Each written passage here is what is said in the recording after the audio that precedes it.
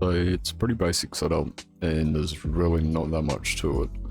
They're just three elements with the waterfall itself, shader for the turbulent water, and then just a couple of cubes that make up the volume. But I'll just run through like basically everything from scratch. So I used a Bezier curve because it has UV coordinates set up already. And it just makes it easier and more procedural so that you can adapt it to whatever scene. And by the looks, I've got an extra curve, no, this would be that way. So just extruding out the curve with geometry, but using the extrude for the actual plane rather than a circular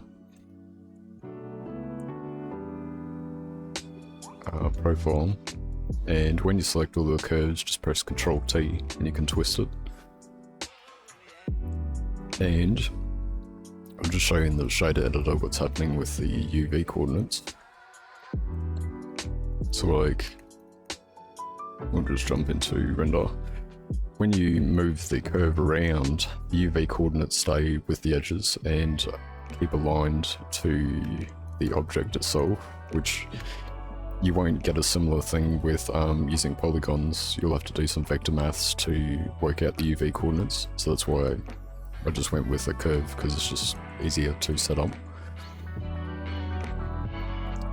And the shader part for this is actually really simple. Like, you can get probably pretty technical with how you want to do this, but just basically what I did was grabbed a noise texture, and we're using the UV coordinates from the curve, and then grabbing a separate color node and just extracting only the hue values.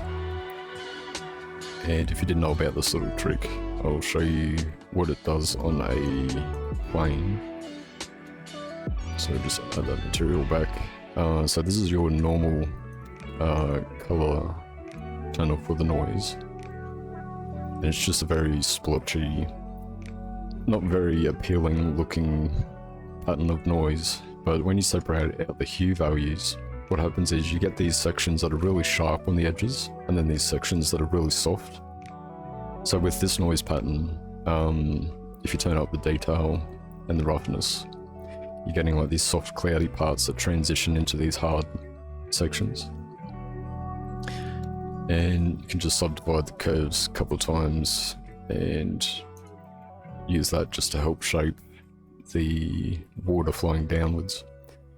And then for animating the water, it's just a matter of grabbing a mapping node and then moving it on the X axis. And you can just use a value node and type in hash frame divided by, I don't know, 800, just to slow it down a bit. And we only want to affect one axis, so we'll go separate, actually combine X, Y, Z. And we only want to affect the X channel, not the other two. So we'll plug that in. And the water's running backwards. I'm just going to drop this down to divided by 200. So if it's going backwards, you can just invert the values. And we can do that with the math. Multiply by -1. And probably needs to be a little bit faster again. So let's go divided by 50. 70. Good enough for now. And that's pretty much all I did for the water. And you can set up a water shader however you like. I think I just mixed between two principal BSTFs. Whoops. And I had one set to white with full roughness. And one with a darker color, and I think I had a bit of transmission as well. And you can tweak the black and white values to bring it in and out and do whatever you want there. I think I dropped down the alpha as well a little bit for the actual water part. But I'm not going to go too much in depth with water shaders because there's a lot of tutorials out there. And I think I just dropped down the white value as well, so it's not peaking at full white. It's more just a nice softer, oops, this one. Just a nice softer white or grey value.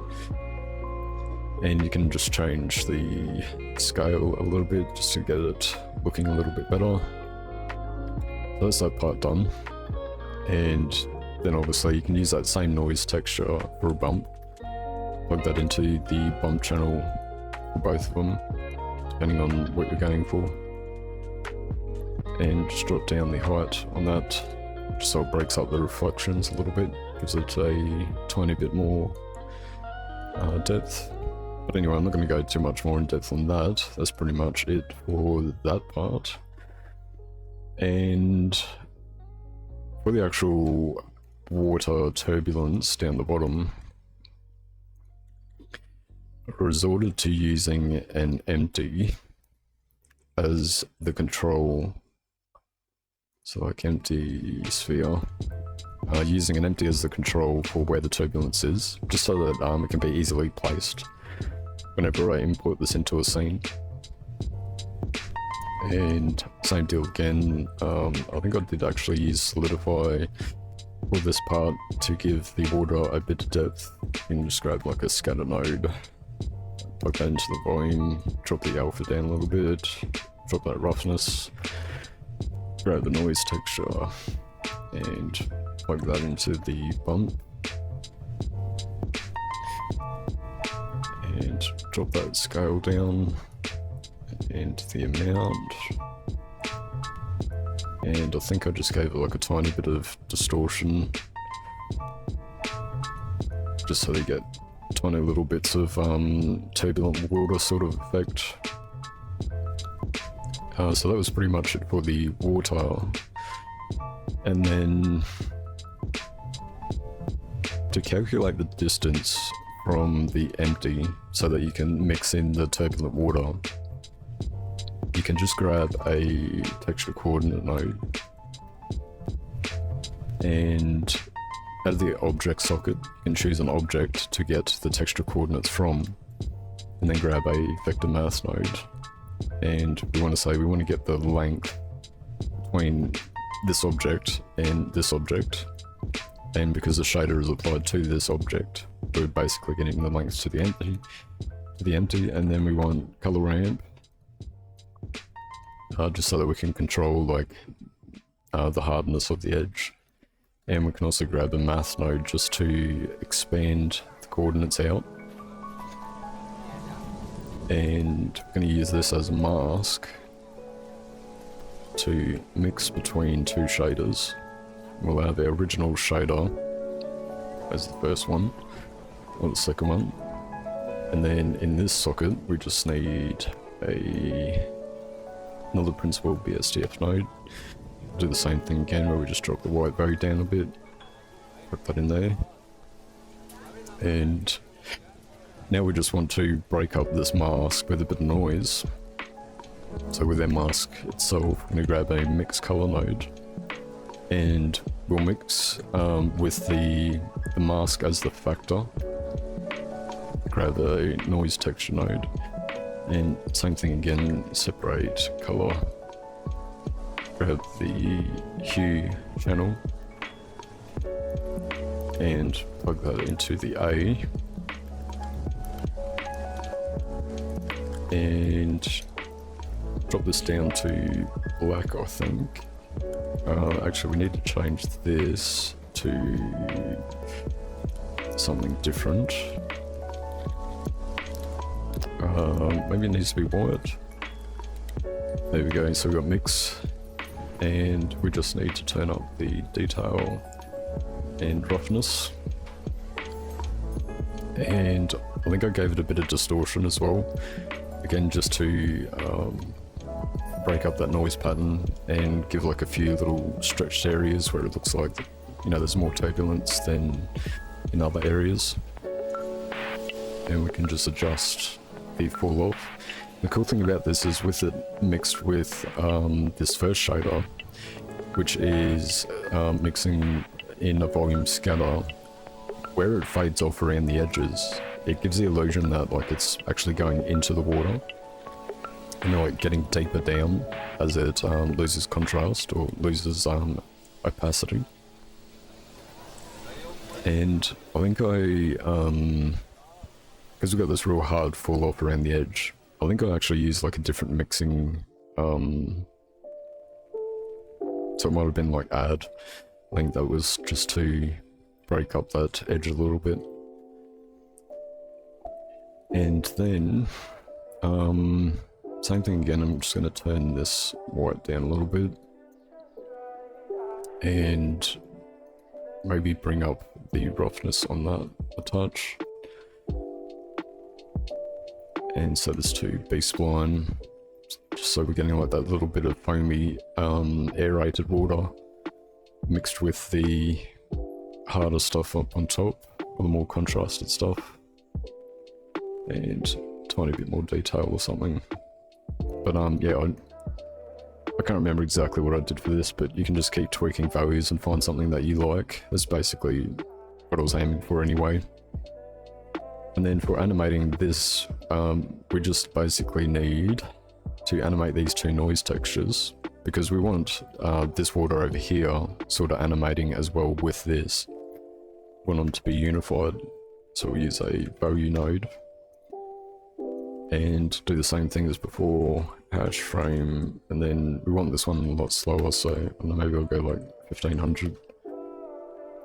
And I think I gave it a bit of directionality where, like, because the water's flowing down, most of this pattern is going to be radiating outwards. So I used a couple of different methods here where I grabbed a mapping node and plug that into the noise texture. Grab a texture coordinate node, probably just use the object coordinates for this, and which will actually shrink our noise patterns down a little bit, but that's alright.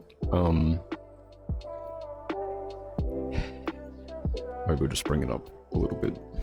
And we want to animate it on the X so it looks like it's flowing away from the actual waterfall itself. Well, that's what I did for mine anyway, because most of this is going to be like all rocks.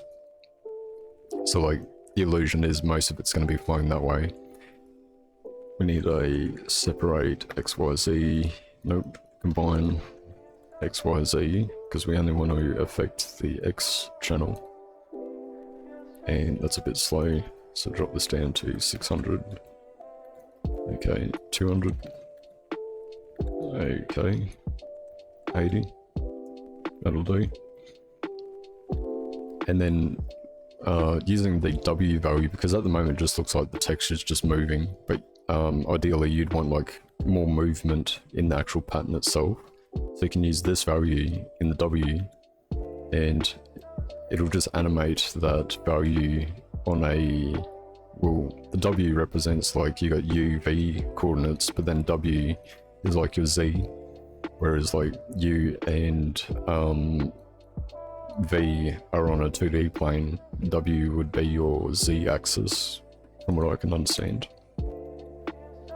And you want that like a little bit more subtle, so to slow it down, you could just grab like a math node, and then divide, and just keep bringing this up until like you're just getting like a really slight movement in the noise pattern.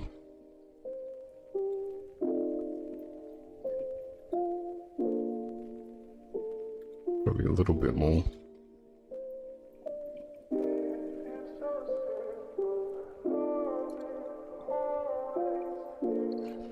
And that's pretty much the core concept of what I did for the turbulent water.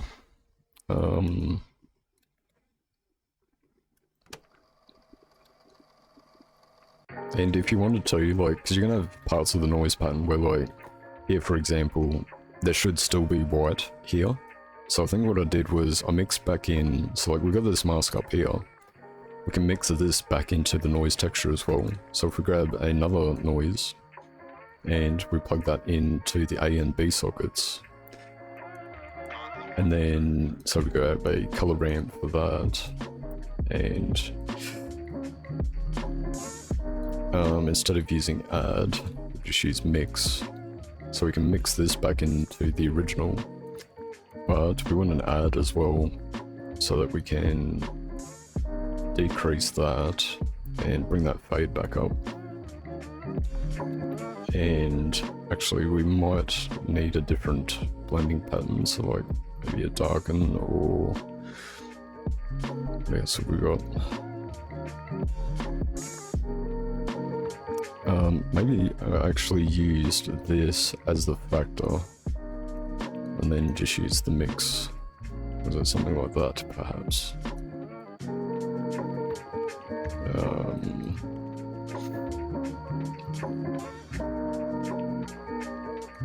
I think it might have been more something like that.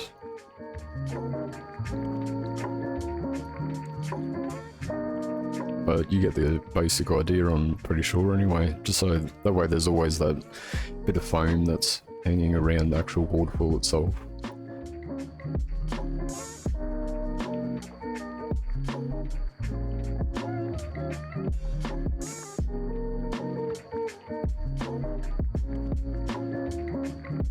So instead of using the surface channel, just using the scatter in the volume channel, and doing something similar to where we grab the texture coordinates from the empty, but instead we're just going to use the object coordinates for the cube itself, and just do the same thing again with a vec math,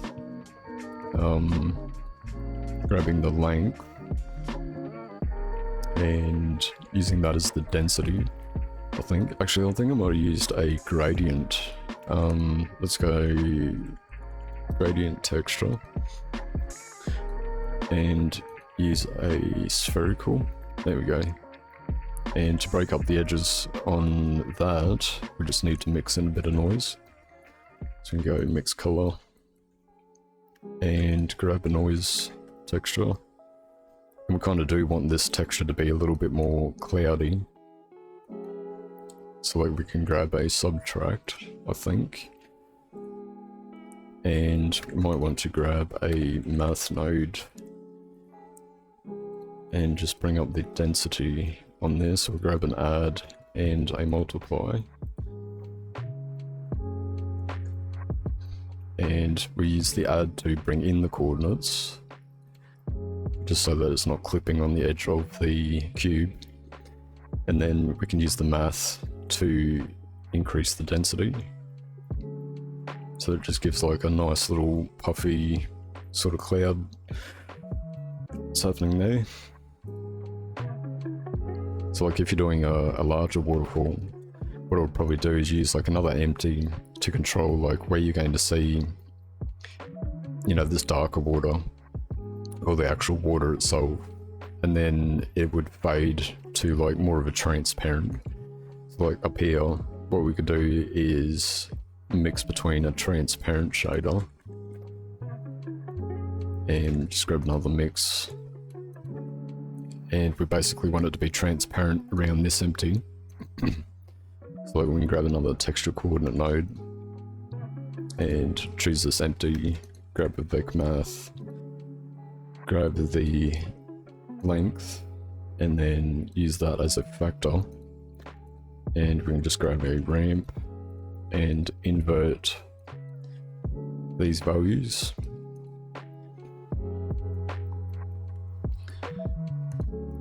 Something like that. And we want a little bit more contrast to the original noise pattern itself. So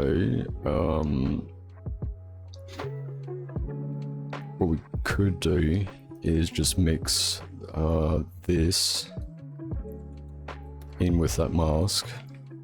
So we could say grab this and maybe just mix them together. something like that. So we're just getting more of that original white water sort of thing happening, but it's also now transparent. And try like some different blending methods for that as well. Something like that would probably be good.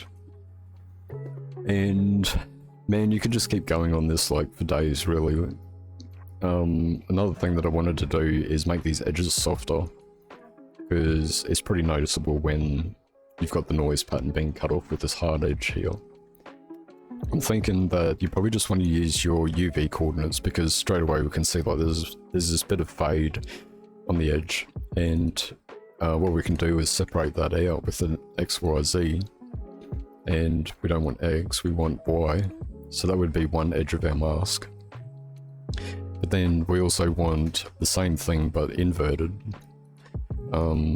So maybe we could just use a color ramp to invert it. There we go. And then grab a math node and just add them back together. So X and Y, or maybe they need to be multiplied. So that would be the edge mask.